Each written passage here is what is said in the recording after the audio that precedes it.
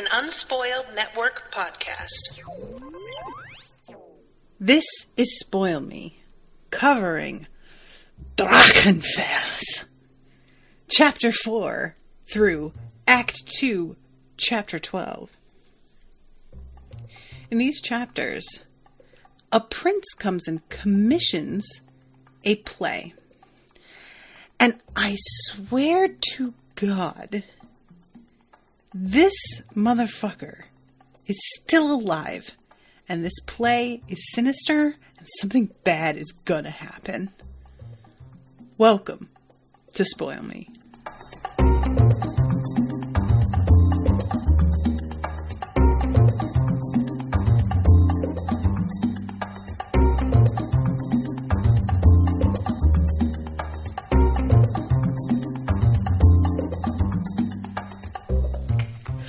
Welcome to the show, everyone. I am Natasha. Thank you very much to Kyle for commissioning this episode. Kyle, just before I came in here, I saw that you commented on the post for this episode, the gif of that girl saying, "I bet you thought you'd seen the last of me." And I LOL'd because I genuinely forgot about this book.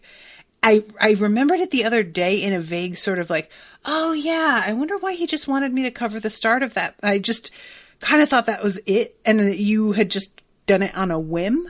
And when I saw it up again on my schedule this week, I was like, word?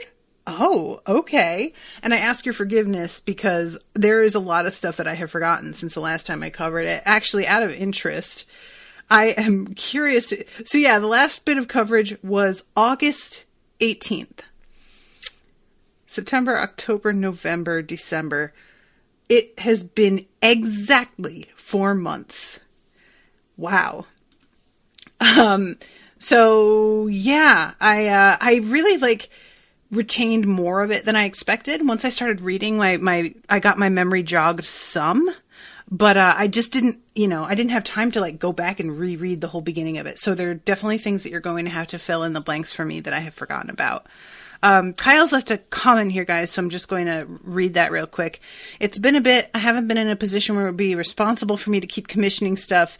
Also, I started this to vamp up until Dandelion Book 3 came out in January, which isn't happening. There's only 3 episodes of this book left if anyone wants to commission some, but I'm not holding my breath. Thanks for the great coverage, though. It's just a fun time book about fantasy theater. It's not my fault. This show is so popular and in demand. It's just a fun time book. Yeah, definitely there aren't people getting turned inside out or raped and murdered and then risen from the dead to be raped again. I am really curious what's going to happen. I hope that it gets commissioned, but if it doesn't, then I'm just going to go ahead and probably finish reading it. Just out of pure curiosity, because as much as the language is rather elaborate at times, it is a pretty quick read. So I'm going to get started. The thing that's probably going to be the biggest obstacle for me is piecing together characters to their names. So we start off, reminder, Detlef is the the genius. He is the playwright / actor, jack of many trades, who is in jail because he went into debt trying to create this. Basically, he did a fire festival. He got himself in way over his head, refused to admit that's what had happened, was so ambitious and excited about the ambition and got other people excited as well that he managed to get money from them beyond, past their better judgment. Failed to deliver so spectacularly that he owes a sum of money that's just beyond what any of the men in prison can even comprehend. And he gets, because of plague, says Kyle. That's right. I forgot about that being the factor. Thank you. Yeah, it sounds like it was going to be pulled off despite that. It's hard because we're in his POV, and it's genuinely I'm not sure how much to believe about his own assessment of whether it was going to get pulled off or not. And it's interesting too, because as this section continued, I kept sort of waiting for the moment where Detlef, like, embarrassed himself and completely dropped the ball and just really proved to us that he isn't as good at any of this as he thinks he is. And instead, it felt like, oh, maybe he kind of is? Like, I think what, and I'll get there, but I think what went the longest way in getting me on his side was the audition for the Drachenfels character, and the fact that this man who auditions and really knocks it out of the park, he is absolutely willing to admit he wouldn't want to go up against that guy in an audition himself or follow him playing that same role. I thought his pride would be such that he wouldn't even be able to admit that the dude was better than him. And because he's able to admit that, that was really what got me going, oh, okay, maybe this dude isn't totally full of shit. Maybe he looks on everybody else with such deep contempt because he genuinely is coming from a place where he, like, has evidence in his history to back up some of it. And, you know, as somebody who holds a lot of contempt for a lot of people, and in many cases I feel that I can back it up, I can relate to that. It's not like a great way to live, but it's just what I'm used to, I guess, at this point. So Detlef is really, like, sinking into this depression as he's watching his cellmates. This guy Kaczynski is sort of targeting the weaklings in order to get portions of their nightly meals. And it's obvious that he's going to keep doing this to certain people until they eventually die because they're, like, on the verge anyway. And then there's going to be one other person that he can go after. And Detlef's sort of, like, calculating how long it'll be until he's the one that Kaczynski goes after. So finally, he gets summoned, and the jailer, Saradat,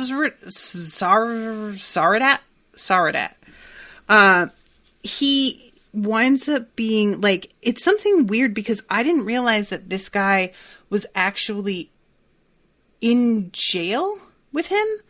And this might have been mentioned last time and I just forgot. But it's mentioned later on that Detlef, like, got him...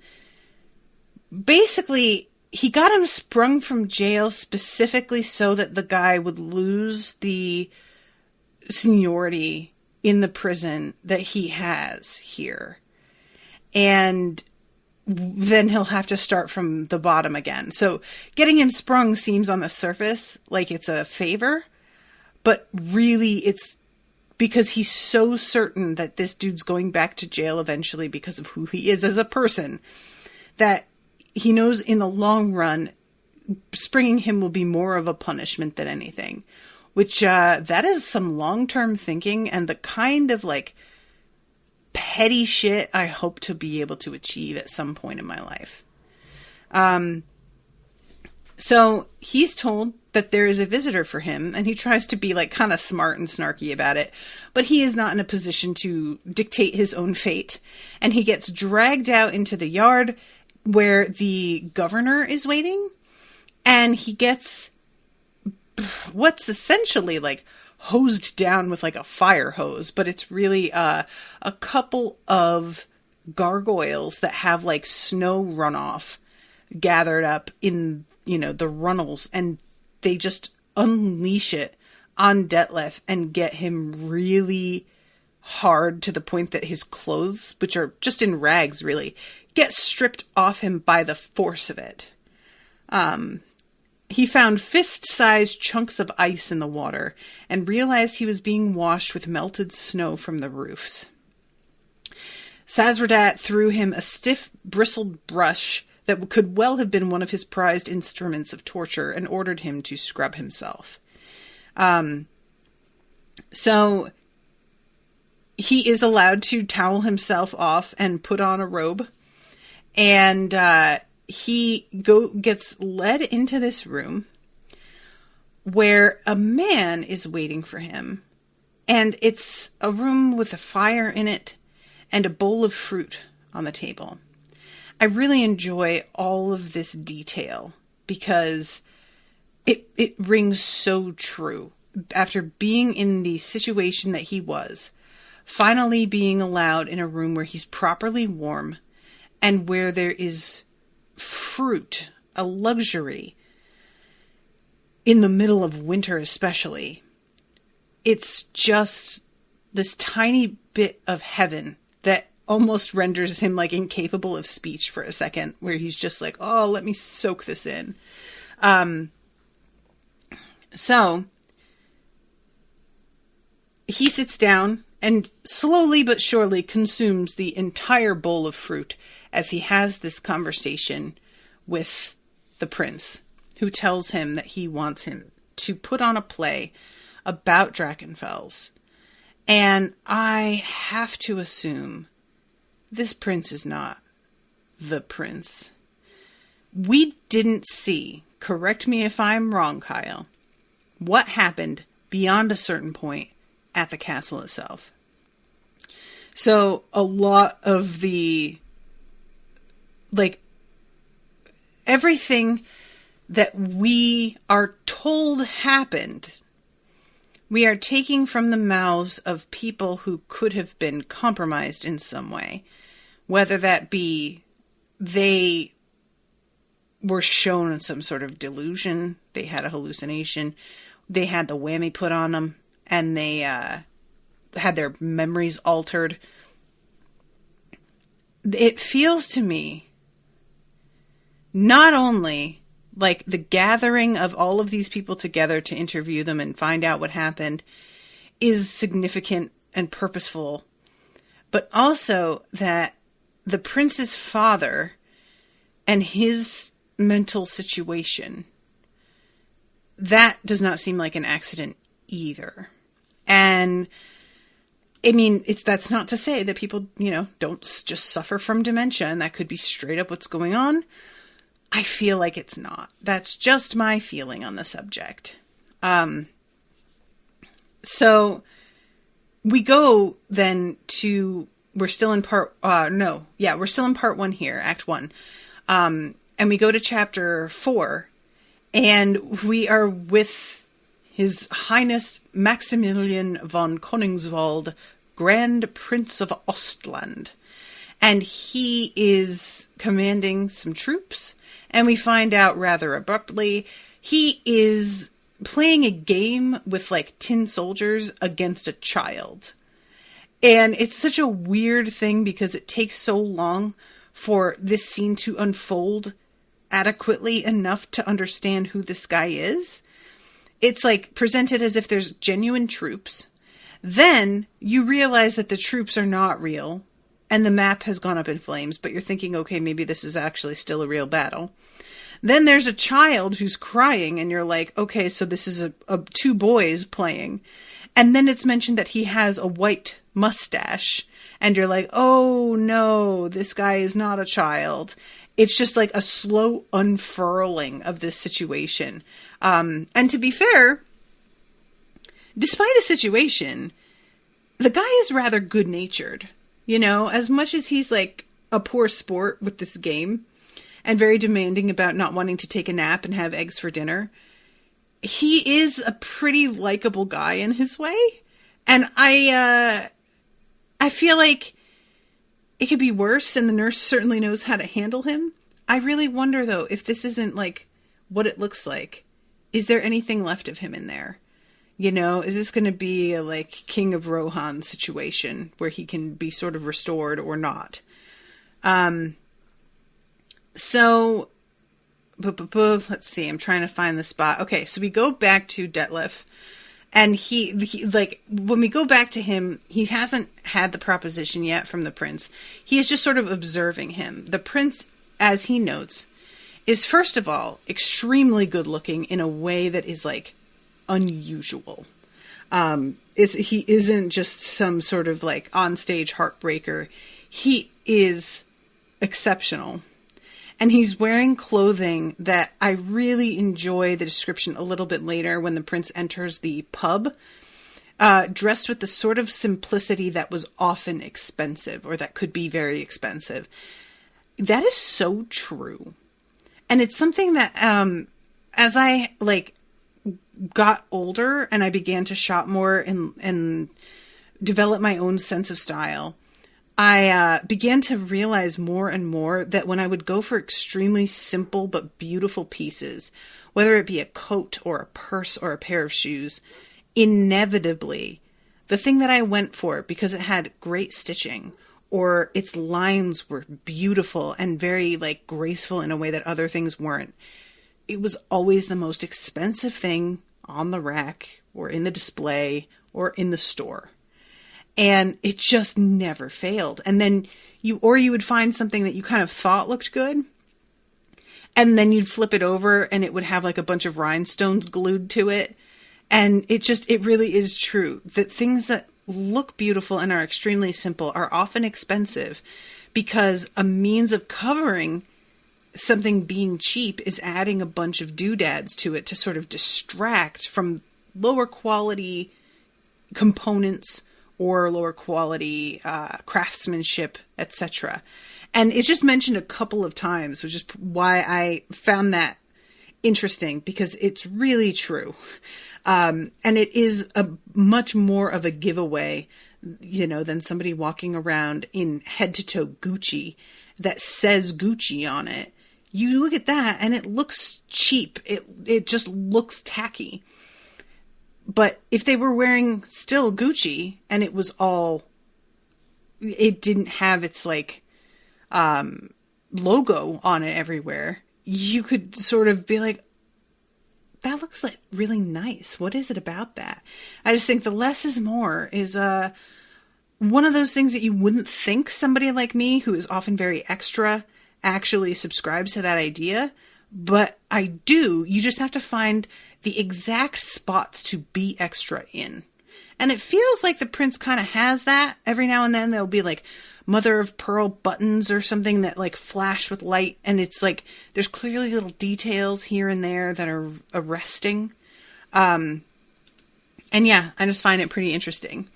So Detlef is, let's see.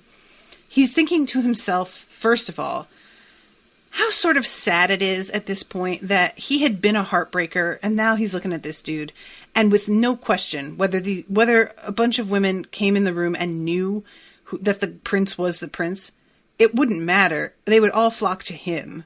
And Detlef is just nothing. He hasn't got very good teeth, especially anymore. He's older. He's gained weight. He's just generally realizing that he is past his prime in a way that being around somebody who is in their prime hammers home. And it's such an odd thing. I saw a headline from Reductress the other day that said, how to not take it personally that she's in her early 20s. And honestly, I felt so attacked because like Owen has a sort of niece, and she is 18, 17, and she is one of the most beautiful girls I've ever seen. And every time I'm around her, I'm like simultaneously so envious, because I was that age. I remember acutely how easily I could be beautiful, barely any effort, and how exceptionally beautiful I was. And I want that back, but I also remember how excruciating it was to be 18. So I have this like odd sort of balance where I am jealous in a way, but also I have so much compassion, because I know how hard that time in your life is where you're figuring yourself out. And it's sort of a vibe here with the prince, even like he went and did all of the shit that's sort of legendary.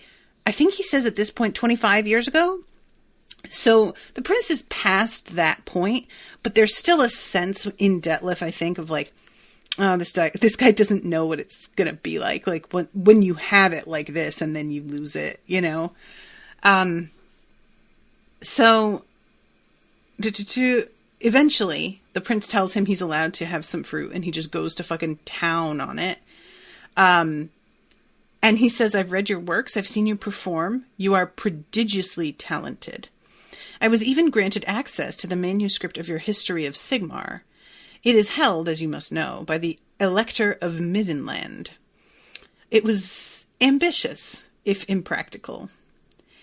And finally, he says, I know you've got a lot of debt.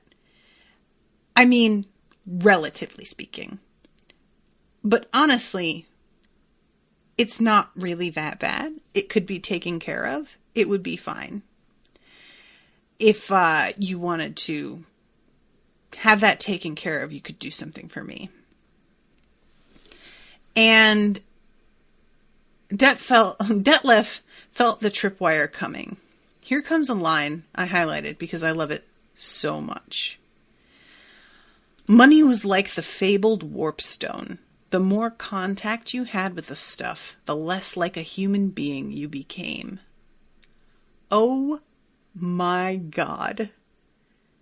That is a fucking spittin' right now. Shit, that is good. I mean, I'm not even totally sure what the warp stone is. I assume that it's something like, basically like radiation, a nuclear fallout thing. But I just felt that in my soul. And I was talking about something like this with Miles, where he read a book that's basically like arguing in favor of the idea that people tend to be fundamentally good. And there have been studies done on people who come into a great deal of money or a great deal of like power and fame, and how they grow more sociopathic. It's just like sort of this unavoidable thing that it warps the way you see the world. It affects your judgment, changes your priorities so fundamentally that decisions you make change completely. And I find that simultaneously disturbing in the extreme, and also it explains so much, But yeah, I wish I could remember the name of the book, and it was really interesting. And it's something that like, I don't think I'm in any danger of reaching that kind of level of fame or money ever in my life. But I always say that I'm not somebody I would trust with power. And it's interesting to think like, is the fact that I say that about myself, does that mean that I am that much more someone to worry about? Or does it mean that I might be able to withstand the effects longer because I'm aware that they exist? Who knows? We all think that we'd be better with power than others, mostly. I really don't think I would. I don't trust my own judgment on that at all. So, yeah, he basically is like, all right, so what's the fucking catch? There's always a price. And we get a little background here on Detlef's father, who basically was a thief and a scoundrel and sucked. And his mother, who like ran off to be with some hot piece. And the prince responds, "You're a shrewd fellow. I want you to write and stage a play for me. Something less unwieldy than your history of Sigmar, but nevertheless a work of some standing. I want you to write and perform my own story, the story of my quest to Castle Drachenfels and of the fall of the great enchanter." So, what Detlef assumes here is the reason that the prince is setting this up is because he is about to inherit the throne. His father is on his way out, his mind is going, and in all but name, the prince is the one in charge of the day-to-day already. And that he's basically trying to establish his credentials again so that when the transition of power occurs, it will be smooth, that people will have confidence in him because it will be at the forefront of their minds that their prince did something really heroic and amazing. And that makes sense, that that's what Detlef thinks happened. But it's really interesting as Detlef is doing his like research on Drachenfels and what really occurred. What I found surprising personally was how much he didn't know. I kind of assumed all of like what went on was very common knowledge. And it is common knowledge in that vague, general way that anything is when it's a huge event, like 9/11 or something, you know? But it turns out that like a lot of the details were things that he didn't know at all and were very revealing to him. And the fact that the great enchanter was killed, and I'm putting an asterisk after that, when he was only 4 years old, means that he never really like experienced living under the shadow of a person of that great age. Because, reminder, the great enchanter was literally thousands of years old by the time he was supposedly killed. So it's sort of like I'm covering Mistborn with Miles, and it sort of reminds me of the Lord Ruler, who seemed like he was essentially immortal. And it just really, Detlef doesn't have any perspective on what that was like until he begins to read accounts of it and starts to really get a sense of like how monstrous the guy was and how long he lived and the kind of effect that has on people's psyche to know that somebody has been around this long, that they have seen hundreds of lifetimes before you were born and will likely continue on long after you're dead. And that has to really do something to your fucking mind. And it's like, to me, I think that because part of me was like, how could everybody believe that this guy's really dead? It was thousands of years, and all of a sudden they just think that this one guy managed to go in and kill him? How? I don't know the details of what was supposed to have happened. But if you don't have another perspective, if when you were 4 years old, you were told so-and-so was killed, and so you don't have the life experience of having basically existed like under the boot heel of that being, you don't have reason to doubt that they've been taken care of, because there's nothing to base any of your like reservations on. It's sort of like if I was born after something happened to the moon and it exploded, like I was only 4 and the moon just exploded. And people told me, there used to be a moon, but it's gone now. I mean, there'd be no reason to like doubt, because I grew up most of my life without that so I don't have any sort of attachment or understanding or perception of it. You know what I mean? Because that was my main issue, was sort of like, how can everybody believe this? But we're dealing in human lifetimes, and a lot of people were killed by this guy. So a lot of people didn't live to the ripe old age of 80.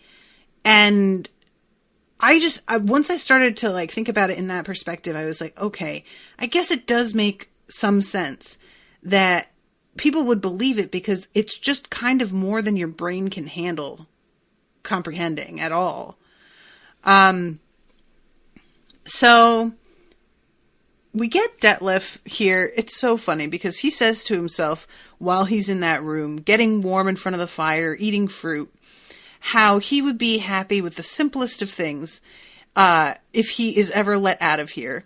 And then it transitions immediately to him being given Governor Van Zant's rooms while they're organizing their contract, him and the prince. And he like takes the governor's portrait and drops it off the balcony and puts a portrait of himself up and starts getting all of these clothes and, you know, really expensive wine and just goes bonkers. And it's all after he was like, I could be happy with practically nothing. I've learned to value, like, okay.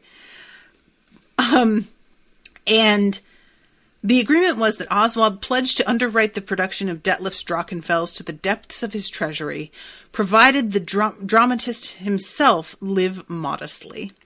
Detlef hadn't been sure about that particular condition, but then reasonably assumed the Crown Prince's idea of a modest living would probably shame a Sybarite's decadent dream of total luxury.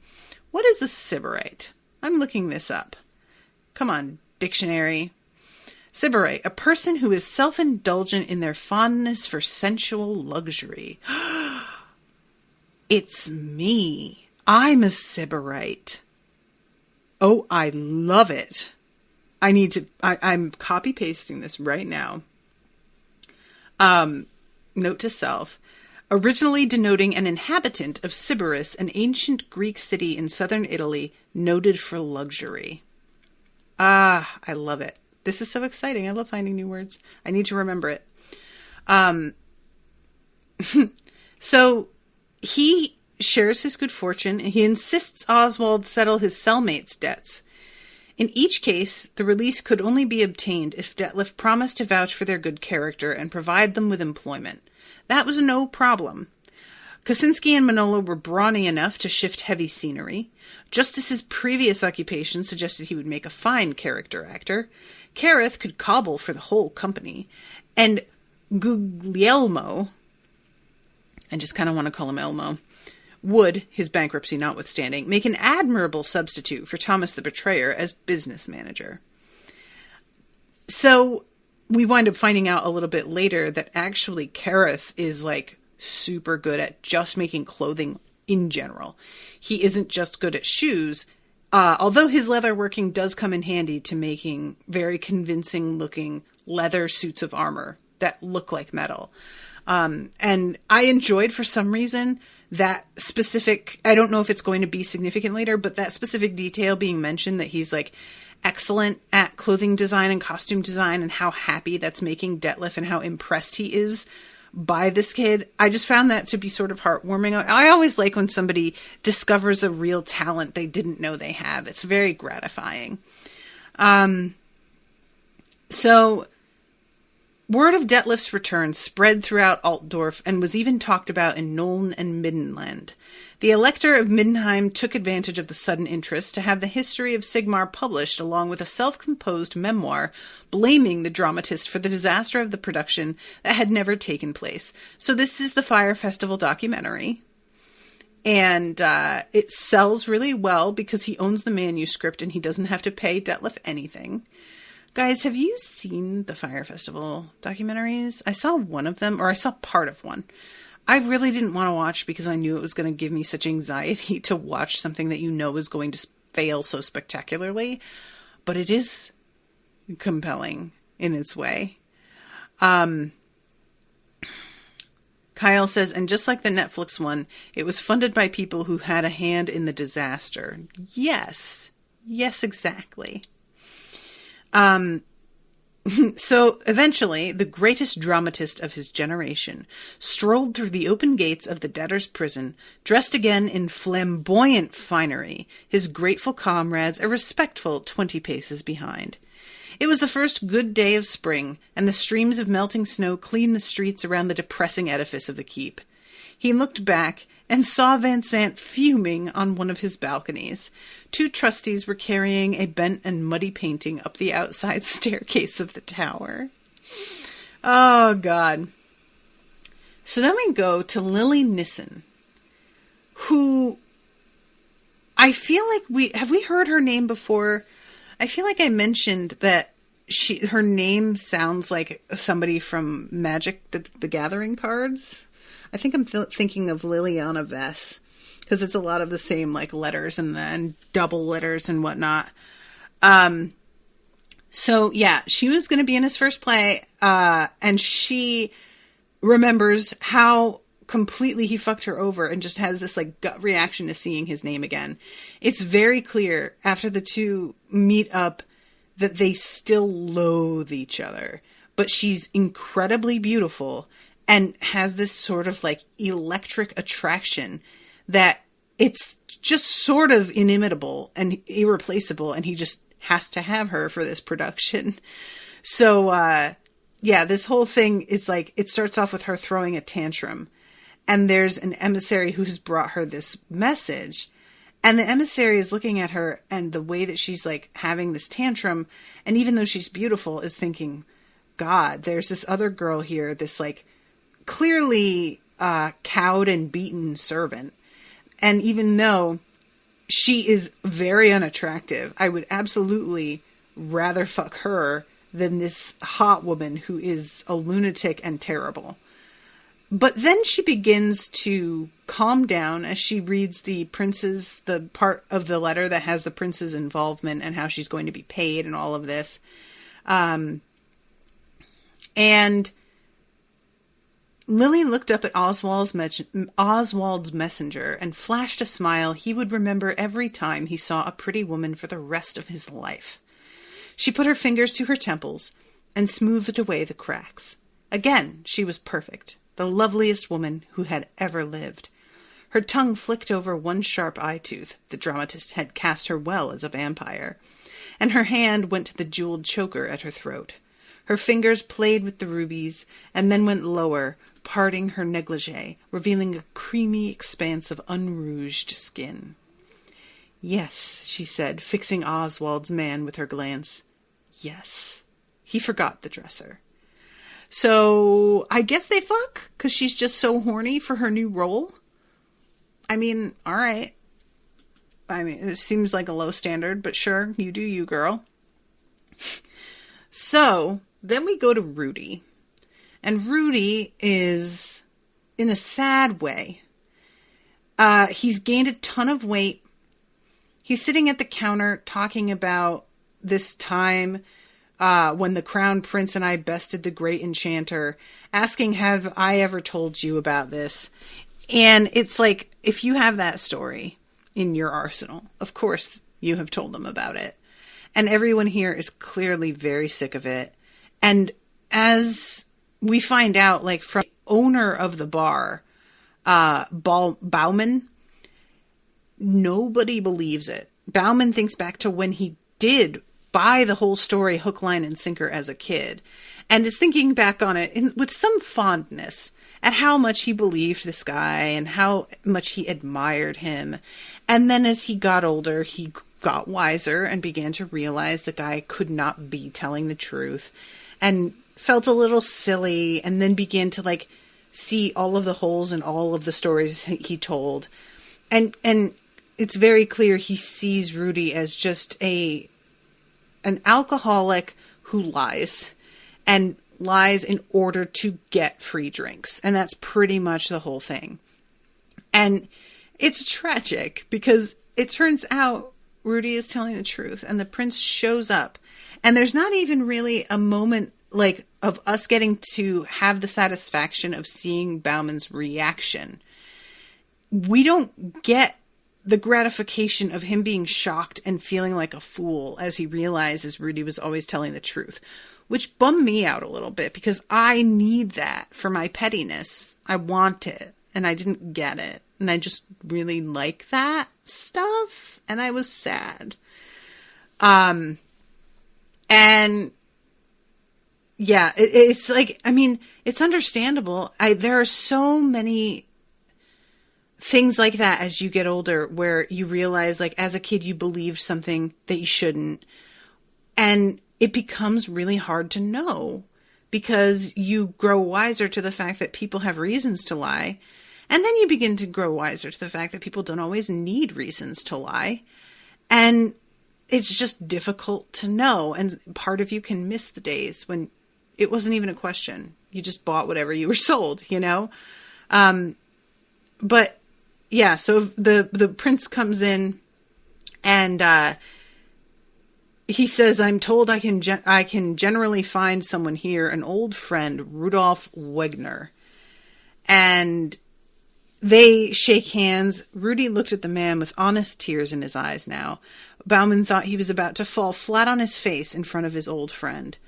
With a painful thump, Rudy sank to one knee. Buttons burst from his shirt, and hairy rolls of belly fat surged out from behind the cloth. Rudy bowed his head and took the outstretched hand. He kissed the ring. I feel so bad for poor Rudy. And he gets up and he's trying to like pull his shirt back together. And I'm just like, oh, buddy. I want to know how he is able to be this heavy when he's apparently broke. Where is he getting fed? Bauman, wine for my friend, Crown Prince Oswald. Gin for Rudy, King of the Bandits. Part of what I like about this whole section is finding out that everybody who was like apparently involved in this major event did not get famous and rich and live happily ever after. It's pulling together a lot of like players who are living in complete obscurity in different areas and aren't, they're not continuing to live their lives in any sort of sense that you would expect from a hero of a story, Kyle, I think in the last section, we meet a vampire girl. And she gets a message that, like, upsets her.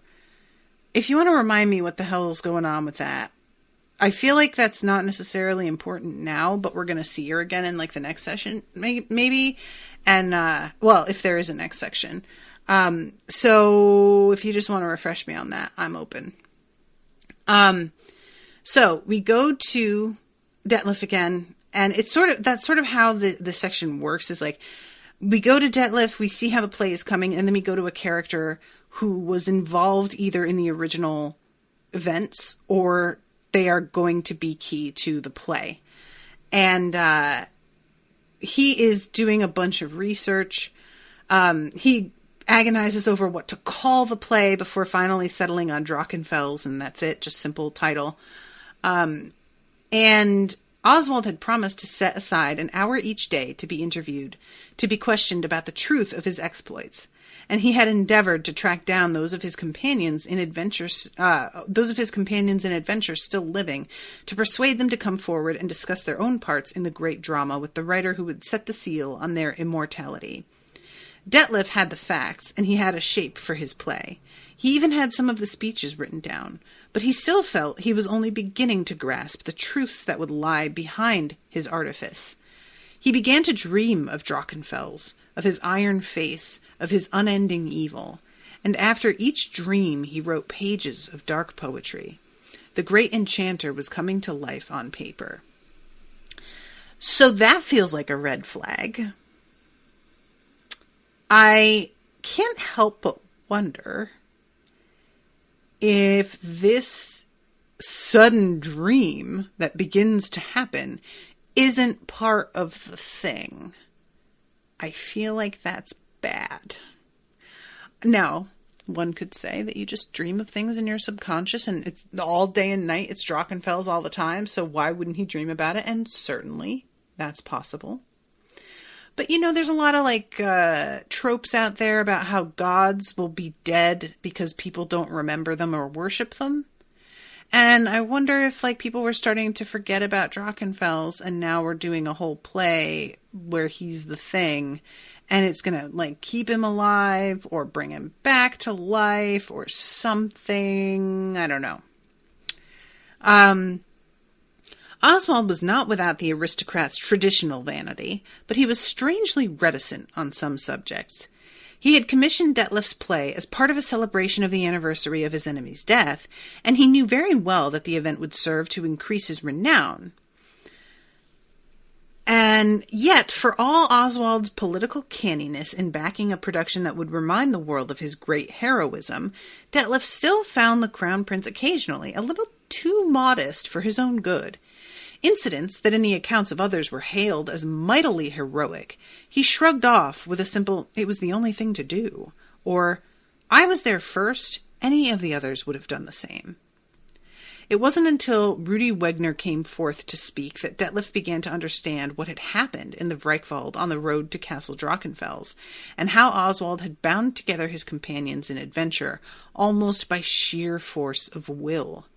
And it wasn't until the cult of Sigmar finally allowed him to examine the prescribed grimoires of Cain that Detlef realized quite how monstrously potent Drachenfels' age-spanning evil had been. He began to connect with the research he had done with a nauseating lurch in his stomach, and tried to get his mind around the concept of a man, a mortal man born who could have been alive in the time of Sigmar 2,500 years ago, and yet who was still walking when Detlef Sierck had been born. Detlef wrote speeches, sketched settings, and whistled musical themes to Felix Huberman, and Drachenfels began to take monstrous shape. I feel like that sentence is very important. It feels like a metaphor.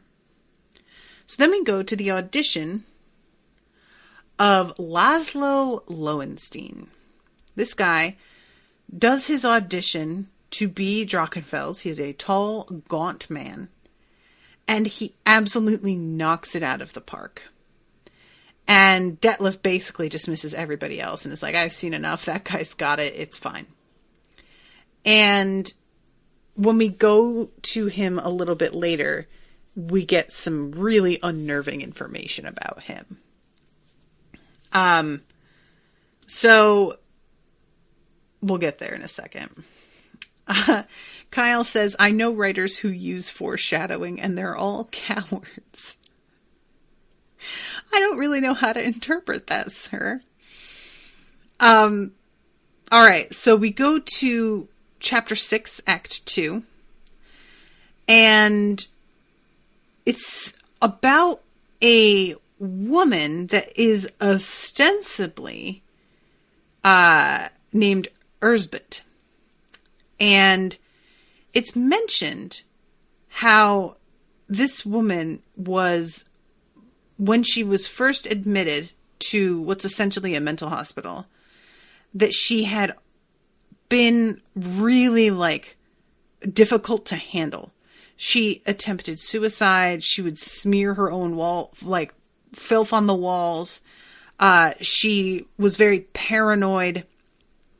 And eventually she stopped making such a fuss.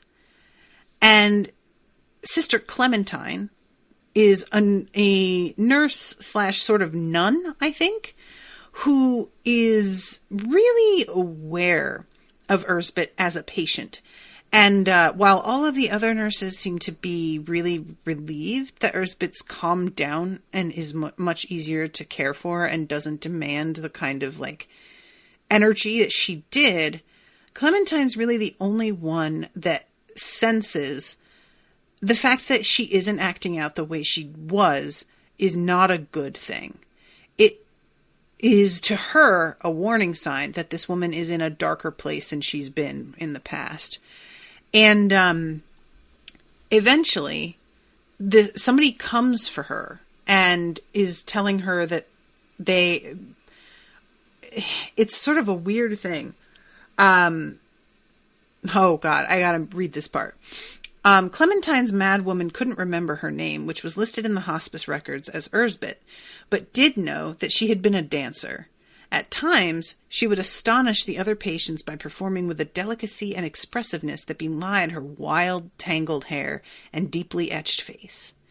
At other moments, she would recite a long list of names to herself. Clementine didn't know what Erzbet's litany meant, and as one dedicated to a cult which forswore the taking of any intelligent life, would have been horrified to learn that her patient was recalling all those she had murdered. So Erzbet, staying at a place like this ain't free, and there are a couple of people who are footing the bill for her care, and Clementine is just sort of fascinated, I think, by her in the fact that her behavior has changed so dramatically that she has sponsors somehow that, hold this place of importance, but we don't really know who she is. She doesn't participate in activities. She doesn't read or sew. She just sort of sits and stares. And it says, then came the man from Crown Prince Oswald, a suave steward with a sealed letter for High Priestess Margaret. Somehow, Sister Clementine was disturbed by the steward's sleekness. His carriage was black and had discreet bars fitted on it, incongruous next to the generous upholstery. The von Koningswald arms, a three-pointed crown against a spreading oak tree, reminded her of her silly mother's silly dreams. So Erzbet is going to be taken away, and she doesn't really want to go. And Clementine is feeling very protective of her and doesn't really want to let her go, but there's nothing to be done. And so she gives her a pin that she wears in the shape of a dove. And as she's giving this to her, I'm like, you're giving her a weapon. You know that, right? And she does not know that. She doesn't even think about it. And it's blah, blah, blah. She goes to bed and like cries herself to sleep over the fact that this patient has been let go. And it says, High Priestess Margaret never told Clementine that in the coach on the road to Altdorf, Erzbet had found uses for the 2-inch steel pin on the back of the dove the sister had given the madwoman. She gouged out the steward's eye, and while he was screaming and floundering in his own blood, jammed the pin into her own throat. As the dancer assassin died, she named her dead for the last time. The steward had never introduced himself, so she had to miss him out. But as she finally slipped into the darkness where evil things were waiting for her, she remembered to list her last victim, Erzbet Wegner. So, she's got the same last name as Rudy? Are they like brother and sister, or were they married, or what? Have we met her before? Like, did we see her in the beginning of the whole thing? And, you know, when she says that, honestly, now reading it, I'm like, obviously, she's saying her name because she just killed herself. But when I finished this the first time, I thought that meant she wasn't really Erzbet Wegner. She was insane and had been put in there under that name, but that she had killed Erzbet long ago and had taken, like, her place. But now I'm realizing, like, no, it's not that complicated. She just killed herself, and so she's putting her own name on the whole thing. So, jumping ahead to 7. I only have, 8 minutes left. I'm going to have to speed this up a little bit. Kyle says, she was in the adventure crew. Oh, she was. I don't remember her. I don't think they have explained what relationships Rudy and her have. Okay.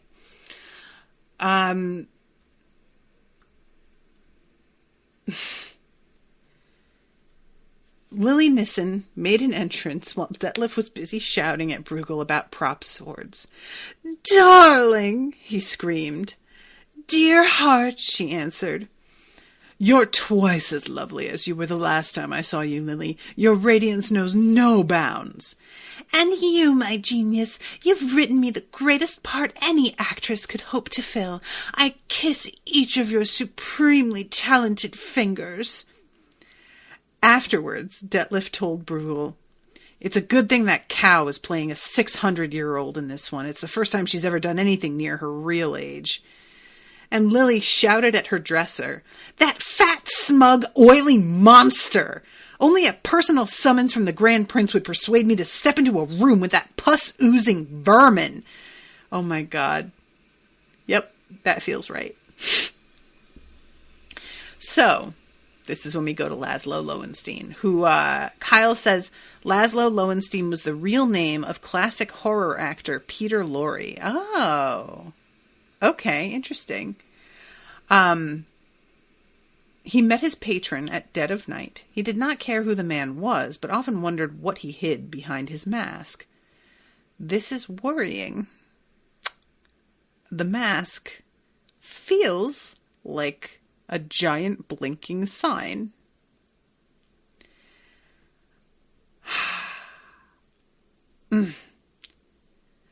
Lowenstein's career had had its ups and downs since he was forced to quit Talabheim a few paces ahead of the witch hunters.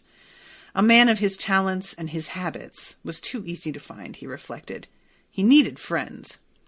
Now he was in the von Koningswald Players. He was protected by his association with the Crown Prince, even by his work with Detlef Sierck. But still he returned to his old patron, his original patron. Sometimes years would go by without the man in the mask. Sometimes they would meet on a daily basis. Whenever Lowenstein needed him, the man got in touch. Usually through an intermediary. It had never been the same intermediary twice. Once it had been a warpstone-altered dwarf with a cluster of tentacles around his mouth and a jellied-over eye just opening on his forehead. Ew. Ew. This time it had been a slender little girl dressed all in green. He would be given an address and would find the man in the mask waiting for him. So he meets with this guy, and he's kind of not sure what he's going to ask for. And they're having some drinks, and the man in the mask looks around and is like, this place kind of sucks. I think it might get burned down by accident tonight. I think it might spread that fire to the whole quarter. Lowenstein remembered another fire in Talabheim, and the screams of a family trapped in the upper stories of a fine house. He remembered the look of blood in the moonlight. It was red, but it seemed quite black. What is this? It feels in this moment like Lowenstein doesn't... Like, the fact that his mouth is dry speaks to me of nervousness and fear and a dislike. And it's odd in contrast with what's later. It seems like the fire, he's not excited or happy about that, the fact that it happened or is going to happen again. But then we go to how this, like, person knows that he's got the title role. And let's see. I'm going to be playing the man in the iron mask, which is almost what it's called. I love too when Detlef almost names it Heart of Darkness. It's a fun little bit that this author did. Part of me is like, what are you doing? Another part of me is like, that's funny. So he says, I want nothing just to congratulate you and remind you of your old attachments. I hope you shan't forget your friends as you achieve the fame you so richly deserve. I hope you shan't forget. Something small was crying softly in the next room. It bleated like a goat. Lowenstein felt the uncertain stirrings of his old desires. The desires that had led him to his nomadic life, that had made him a wanderer from city to city. Always cities, never towns, villages. He needed a population large enough to hide in. But he needed to hide while putting his face before audiences every night. It was not an easy situation. Without his mysterious patron, he'd have been dead 7 times over. So this is very interesting to me. He needed to hide while putting his face before audiences every night. So is acting like something that he just likes to do, and it's just the way he makes his living? Or does he have to for some reason? I guess those things aren't necessarily mutually exclusive. And at this point, the crying sound is perking him up a little bit. And this man whose patron says, over the years, I've greatly enjoyed rewarding you. He got up and opened a door. The room beyond was lit by a single candle. The thing that cried was tied to a cot. On a table beside it were laid out a tray full of shining silver implements such as Careth the cobbler might have, or one of the barber surgeons. Lowenstein's palms were slick now, and his nails dug into them. He finished his wine with indecent haste, wiping a trickle from his chin. So, this guy is a sadist, and a torturer and murderer, I'm assuming. Maybe a rapist, who knows. Definitely a psychopath. And this guy in his life gives him rewards of opportunities to torture and kill and, like, cover his tracks. Ostensibly, in the past, in exchange for favors, although it does not seem like he's granting one right now. But the favor may be that he has the lead role in this play. Lead being sort of not exactly, but kind of. So I don't like that. So then we find out, and this really was what cemented to me bad shit is about to happen due to this play, they are planning on, like, trying to restore Drachenfels Castle in order to hold the play there and establish all of the actors living there, build the stage in, like, a massive ballroom.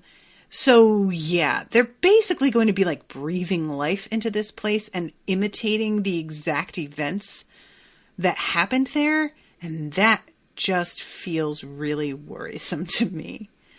So we get a brief conversation. I'm pretty much out of time here, but I won't get into it too deep. Between Detlef and Brule about some dwarves getting upset about their representation in the play, and eventually this guy who comes forward to play Manesh, and it turns out he's the real Manesh. And we meet Anton Veit, who is currently a bounty hunter, and he has collected this dude, Erno, who decides to try and make a run for it. And Veit is like, oh God, he's old, he's dying, he's got clearly like lung cancer, emphysema or something, and he's sick of this shit, and just sort of like making time until he dies. He's not even that worried about it. And he kills the guy that's trying to flee and just drags his dead body back because he still gets the reward for the body. And he keeps thinking about the fact that, like, his part in the whole thing with Drachenfels was minor enough that a lot of people don't even know who he is, don't know anything about him. But that they had come and tracked him down to get his piece of the story for the play. And he kind of wasn't interested until they offered to pay him. And then he was like, fine. So then the last section before Act 3 begins is Detlef waking up, and he like fell asleep at his desk and had been in the midst of like writing a big speech or something, and is feeling really good about how it came out. And overall, like, this was another part where I was like, I guess maybe he is, like, dedicated. Because I sort of expected him to be a lot of talk. And then when it came down to the actual work of building this play, that he maybe wasn't going to do what needed doing. But he's, like, clearly taking this very seriously and putting his time in. So at this point, he's at his desk, trying to get shit done, savoring the fact that it's the middle of the night and the house is really quiet and nobody's around, because most of the time it's full of people, construction, people shouting and singing and rehearsing, and this is just really nice. And he feels this, like, it says, a cold hand caressed his heart. Out there in the gardens, things were moving. Detlef wondered if he should raise the alarm, but something suggested to him that these shapes were not assassins or robbers. There was an unearthly languor to their movements, and he thought he detected a glow as of moonlight to their faces. There were a column of them now, robed like monks, their shining faces deeply shadowed. So they float kind of above the ground, and his window is suddenly open, and he doesn't remember opening it, and they float upwards and begin to come through the window. And there were 10 or 12 of them, perhaps as many as 100 or 1,000. And I'm like, how? What? How is it 10 or 12? Oh, maybe it's 1,000. That feels like an illusion of some kind. The one in the center must be the spokesman. This figure was more distinct than the others. Its face was more defined, and Detlef could make out a forked black beard and a hooked nose. The floating monk looked at Detlef with calm, shining eyes and raised an arm. The robe fell away, and a thin hand appeared, its forefinger extended toward the playwright. "Detlef Sierk," said the figure in a deep male voice. "You must go no further into the darkness. You should beware." The name hung in the air, echoing in his skull before it was uttered. Drachenfels. He was being warned, but against what and to what purpose? Drachenfels. The monk was alone now, his companions gone, and fading away himself. His body suddenly caught the wind and was twisted this way and that, coming apart like a fragile piece of cloth in a gale. In a moment there was nothing left of him. Covered in a cold sweat, his head hurting more than ever, Detlef fell to the floor and prayed until he fell into a swoon. When morning came, he discovered he had watered and fouled himself in fear. So, yoicks. I'm really curious what's going to happen, man.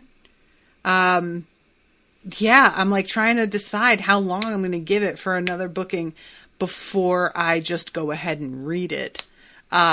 Maybe I'll read the next 50 pages just because I can. That won't break anything even if there is another commission, but we'll see.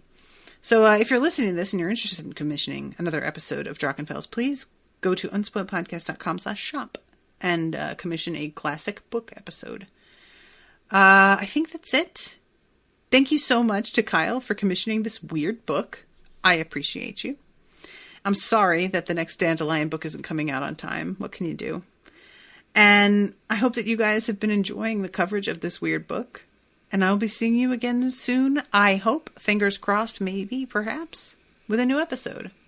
Until then, toodaloo, motherfuckers.